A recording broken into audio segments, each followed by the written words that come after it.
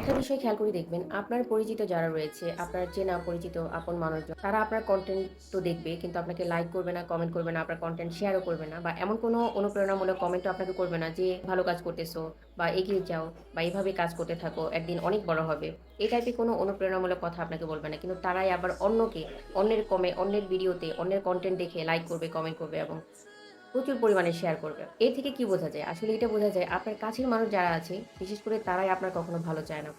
আর এই জন্য কি আপনি থেমে থাকবেন? অবশ্যই না। আপনাকে থেমে থাকা যাবে না। আপনাকে কাজ করে যেতে হবে এবং কাজ করে অনেক বড় হতে হবে।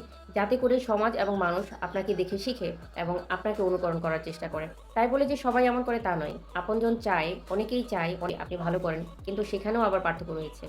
সেখানটাতেও দেখা যাবে যে তারা চাইবে না যে আপনি তাদের থেকে বড় হয়ে যান। এক্ষেত্রে আপনাকে থেমে থাকা যাবে না। আপনাকে বড় হতে হবে আপনার ওয়েতে। আপনার কাজের মাধ্যমে, আপনার কাজের থ্রুতে আপনি এগিয়ে যাবেন এবং সফলতায় পৌঁছাবেন। YouTube এবং Facebook এ আর্নিং করার ক্ষেত্রে আপনারা সফলতা পেতে চাইলে কারো না কারো গাইডলাইনে থেকে কাজ করলে আপনি খুব দ্রুত সফলতা পাবেন। এইজন্য IT Facebook, YouTube monetisation course রয়েছে। আপনারা চাইলে এই গাইডলাইনে থেকে শিখে কাজ করতে পারেন।